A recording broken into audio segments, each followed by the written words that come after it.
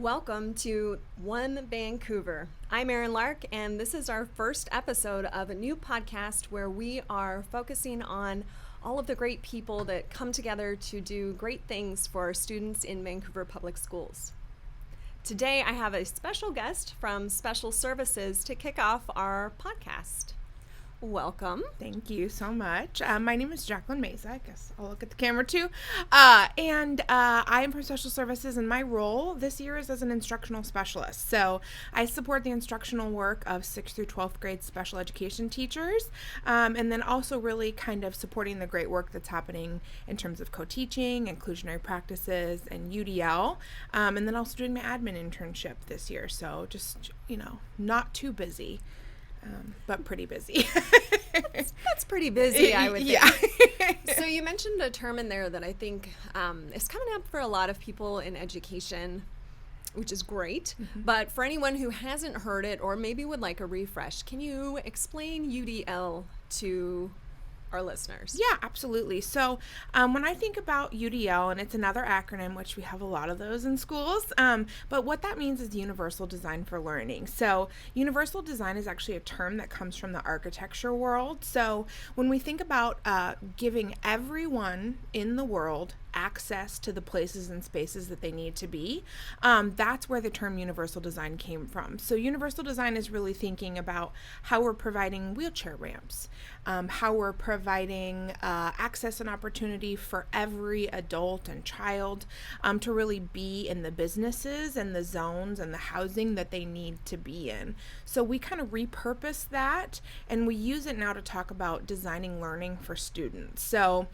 the way that I think about universal design for learning is that I think in particular about food, and food is a great metaphor for a lot of things, but really thinking about when I go to someone's home, the most warm and welcoming thing that they can do for me is provide me with food. Or if I want to be warm and welcoming to someone, I have food. And that food is not the food that I want to have necessarily always, but really thinking about the food that someone else might want to have. Like a really good friend, she's Muslim and she doesn't eat pork. And so if I were to invite her over to dinner at my house and we were having bacon wrapped whatever, she would have a bad time. Mm-hmm. But because I love her and I care about her and I want her to be able to be comfortable and warm and welcome, I make my cooking decisions based on what's going to happen for her and being warm and welcoming. And I like to think about instruction in the same way, is that I have intentionally designed the learning for the students in my room. It's warm, it's welcoming. Students can tell that I planned it with them in mind and all their variability. So students come to us with a million different life experiences, a million different preferences, a million different ways of communicating or expressing emotions, and really thinking about how are we creating a classroom that's warm and welcoming and students can tell that we've planned the instruction with them in mind. I really appreciate that metaphor you just shared about food. When I was new to UDL, it was explained to me as kind of like having a pool party. Mm-hmm. And you're going to invite all these people to your pool party. Mm-hmm. But a classroom without UDL, the pool party would mean everyone has to show up at 3 o'clock. We all wear the exact same bathing suit in the exact same design, and we're all going to play volleyball and have hot dogs. And just like you said, that's not really going to make a good time for everyone. I don't know about you, but I'm going to be the person under the umbrella with a big hat. Yeah. I would like, a really beautiful beverage full of ice and maybe a pretty straw and an umbrella. Mm-hmm. And I want to read my book for a while. Mm-hmm. And then maybe I'll get in the pool later. And to me, that kind of forced experience, I think you're teaching something else in that moment. And it's that you don't matter, the experience matters. Mm-hmm. And when I thought about myself as an educator, I want students to know that they matter. That's why we do what we do. Mm-hmm. Imagine walking into a classroom as a student. I think about, my favorite or my best teacher growing up. And I'll tell you, her name was Mrs. Clay. She was my 3rd grade teacher, and I'll never forget. But I just remember thinking, everything that she planned for us to do rocks.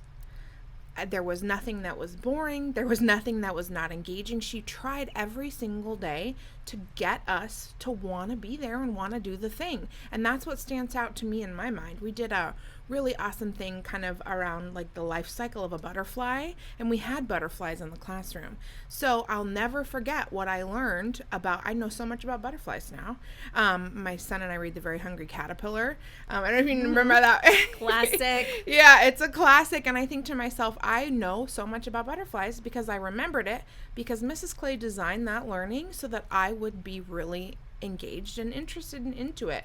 And I can tell because it's a lot of hard work, but it's the good hard work around instructional design.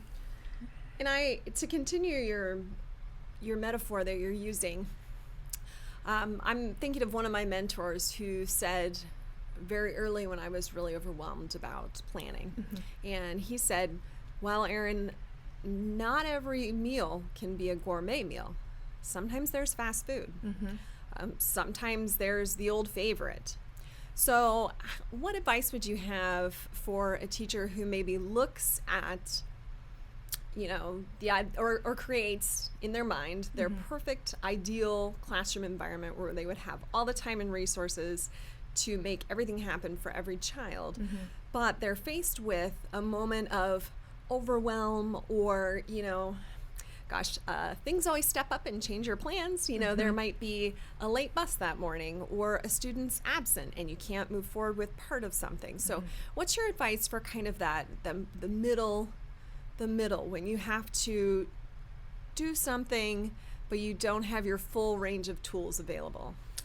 I'll give a great example. I was a gen ed high school English teacher for 7 years. I taught at a small high school in Oregon, but it was very, very, very diverse. And so my first or second year of teaching, we did, an honors, a regular, and then kind of a supported option for English. And then year 3 comes around and they say, hey, everyone's all going to be in one classroom. We're detracking with not a lot of planning time. So I had this beautiful, wonderful course that I had designed because I could target this one specific level of student. And so what that did was that forced me to get creative. And really the biggest piece of advice I would give to teachers is that the work of learning happens in the student chair. And I feel like as teachers, we take ownership over so much of the learning, and that is exhausting. I think about those days, and there are those days where we're giving a lot of direct instruction and information. I would come home at the end of the day, and I still do. When I'm talking all day long or leading PD all day long, what time do you go to bed? Oh my gosh, it's 6 o'clock. Literally. I'm exhausted. Yep. And I'm thinking to myself, because that's what I'm doing, all the cognitive load. So if I can say I'm going to design learning experiences where students are really in the driver's seat around the cognitive load, and the best way to do that is that I design options. And I say, here's my thing that we need to learn. So our learning target, whatever that might be, here's 3 different ways you can show how to do it. You pick, and I'm just going to kind of guide you through the learning experience, almost like a Sherpa. And my job really as a teacher is not to stand up at front and be in control. My job as the teacher is to go around, check in with individual students, help them identify where they're at in the process, help them identify where they're stuck, and then help them identify the way to kind of get over that hurdle. And I just think about those days when I come home, I have energy. I feel great. I'm energized by watching students learn and getting to be a part of the learning instead of me standing up at the front of the class, kind of pouring out information into students that may or may not be receiving it. I appreciate what you said regarding a list of options. And as someone who has done a variation or straight project-based learning for many years now, I don't know that I could undo that. Yep. I don't know how to not do that myself. I do know that sometimes we have teachers who are or feel like they're in a place where they have a curriculum that they've been asked to use, to implement, for a lot of good reasons. There can be some great pieces within curriculum, and some are built with options within, so you can have that modular experience where you pull from there or let students pull from there what they need. So if you are working with a teacher or a staff or a group that's got a curriculum that they need to work with to a degree of fidelity, what are some maybe tips that they could do in that case? I think that because we are all teachers and we understand students and variability, I think I can take a look at a curriculum with a teacher and sit down and say, where do you anticipate a barrier? Because we kind of run into the same things every year. Oh, lesson 5, it's a killer. Get ready, everybody. Really thinking about anticipating the barriers, and then how can I design tools, scaffolds, options to help students not just overcome the barrier, but to actually remove it. So really thinking about, yes, we have these wonderful curricular options, but we know where students are going to struggle, especially as we see students coming in over the last few years with some interesting skill gaps or splinters. And we can say, last year, this is where my students really struggled. I've met my kids now. I can anticipate, 5, 10, 15 students that are going to have a really hard time with this. So I'm going to look at that, and I'm going to look at ways to remove that barrier. And whether that be building up scaffolds to help students meet the standard, or that could also be really thinking about, maybe I'm going to assess it in these 3 different ways. So my content delivery is going to be the same, but I'm going to give kids options for assessment. So really thinking about the ability to look at either the process of learning and how I can switch that up, or the product, the assessment, and how I can switch that up, provide kids choices, provide multiple means of access for that, that area. I also love that you mentioned working together with somebody to do that. I think that when we talk about special services, when we talk about inclusion, when we talk about the general education classroom and the variability that's within that, it's easy for people to use the term inclusion. It's a lot different to paint that picture. And so if you could maybe paint the picture of what an inclusive classroom could look like if all of this is in play. And I don't mean a perfect, everybody's coming to look at you kind of a day. I mean the day when it's with a teacher or 2 and the kids doing their thing. So what does inclusion look like? I think the first component of that is teachers being willing to be a little bit vulnerable. Teaching is a profession that's really central to my identity as a human being. My husband works for Target, and he wouldn't say, I'm a Target person. He just says, I'm Jose. But I say, my name's Jacqueline, and I'm a teacher. And I think that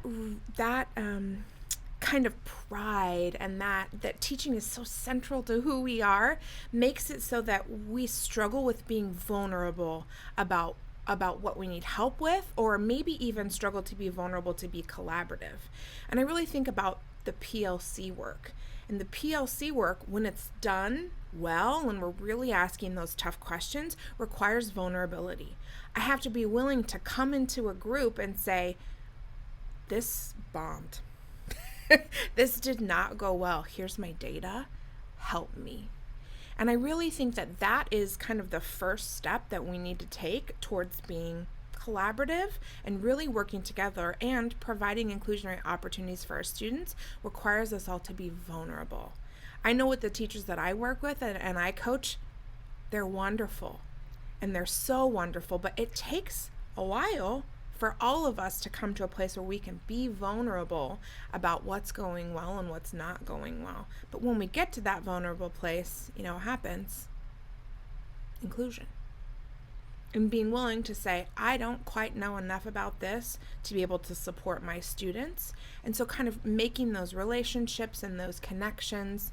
I think about, I have 4 awesome schools in our district that are doing co-teaching pilots. Talk about vulnerability. You're letting a whole other teacher into your classroom, in front of your classroom, and working with your students all day long. So really thinking about, using that as an example, that if I can let someone share teaching with me, I think we can all work to be a little bit more vulnerable in our classroom. I've often heard co-teaching described probably like any close-knit professional situation, described like a marriage. where there are ups, there are downs, there is work to be done constantly. But when it's together and you have two people pushing for something, you know, a better future for their world, it really can move mountains. Oh my goodness. And I think too with our coaching, we have such a wonderful team of coaches in this district. And I think really when I see those relationships, they remind me of co-teaching relationships. And I hear it described as a marriage too. So I have a co-teacher from a high school where I used to work. So I was the SPED teacher. She was the gen ed teacher. We talk every day. Still. And it's been a couple years. And really thinking about that we can go into these challenges together, be vulnerable, and then really be able to work because we have a common goal. And our goal is always, what can we do to help students grow and learn? So if we can kind of tap into that shared vision, that shared why, I think we can really do anything together. I love that description. It just makes me want to go out and collaborate with my close buddies. And I've experienced coaching that's in, you know, my career, starting out in Chicago and then all the way to here, coaching that was effective and coaching that was ineffective. And so if you could give a little advice to maybe a teacher who feels that for whatever reason the coaching situation isn't working, or isn't helping in the way it's intended, what would you give to that teacher so that they could maybe ask more specifically about how to implement these things we've shared with UDL with creating an inclusive classroom? I would say this comes back to my vulnerability comment. I think it's okay to just go to your coach and say, hey, this is not working for me.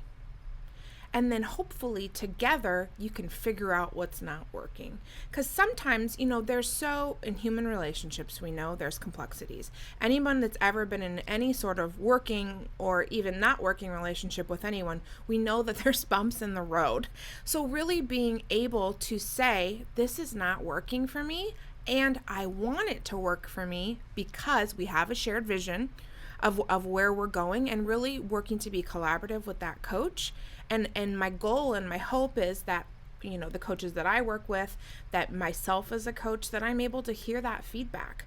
And it is tough. It's hard to hear because, you know, both parties feel like they're working super hard to make things happen for kids. And when it's not working, it's okay. But that's a great opportunity to just kind of stop and reevaluate. And I would say for the teacher, for the classroom-based teacher, I think it's important to say, here's what I need. Here's what I need from you. And sometimes it's, I need your feedback in a different way, or I need less feedback, or I need a model of what this looks like, or I need, I don't know, what else could it be? Space. I need space. I am not in a headspace where I'm ready to make this really comprehensive change, and that's okay to say too. But it does require being vulnerable, which is hard. It does. I think often we get in this ideal of where we should be with our instruction or with students, and it can be hard to let go of something that feels like one of the pieces that's going to make that happen, if only you push hard enough. And I liken that to with a student, right? Well, if only I push hard enough, the learning is going to happen. It's going to stick. And sometimes taking that space, giving permission to have that space, saying, you know, let's come back to this later. And I think, too, as teachers, we're really unforgiving with ourselves. Yeah. I could forgive the world of a student.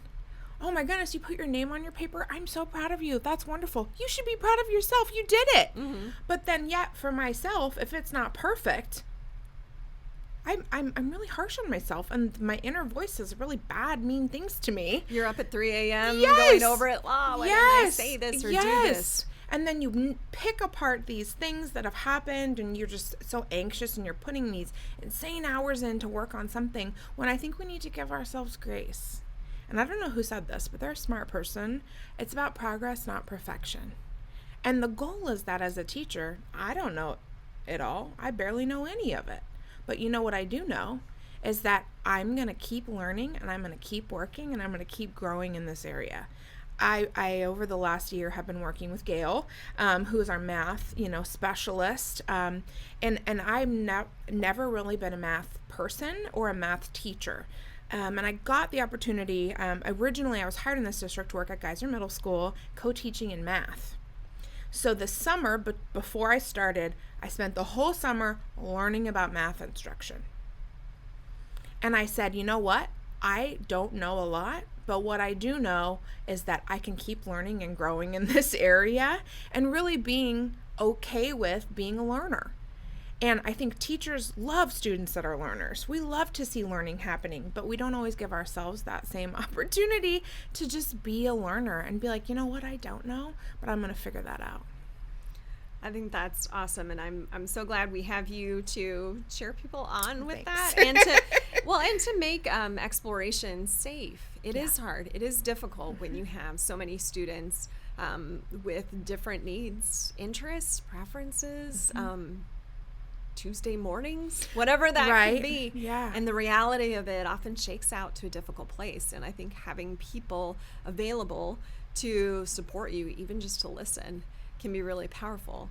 So it makes me think about if you kind of picturing your experience and you get to have a magic wand and you can wave it, and anything you can pick would come out of that wand for any teacher. It has to be the same thing though. So what magic wand would you want that Jacqueline Mesa would bring to schools with her? This is the tough one. I would say, and I work with special ed teachers. That's my primary group that I work with. So this may be slightly biased towards them because the work of being a special ed teacher is very hard. Yes. You have all of these same instructional pressures, components, all those things. And also you have the added thing that you're responsible for sometimes 30, 35 students, their IEP, managing all their accommodations, working on the relationships with other teachers. So I would say short of more time in the day, I would love my magic wand to wave and that teachers could give themselves grace. Oh, I love that. I just think that teachers need to be able to give themselves grace. And it's really, really, really important that they recognize that everything that they do makes a difference, even if it's not perfect. I love that. So as we're thinking about what it is to have grace for these teachers and what that is when they're working in a very difficult system, like you said, when you want everything to be perfect, it's a very challenging place to be. It's a lot of hard work for these teachers to ensure that they're checking every box and doing everything they can. And there's everything that's on paper, and there's everything that's in your heart, which, your heart contains all the paper and then some. So what does it take to be a part of or to understand that as a system? Because this is a big district. We have so many students, over 22,000 students. What does that look like for Vancouver? If I had my district level magic wand, what I would do is I would really want to just remind everyone that I would open my meetings with this, is that the main thing is to keep the main thing the main thing. And the main thing, students, their growth, their learning, their goals.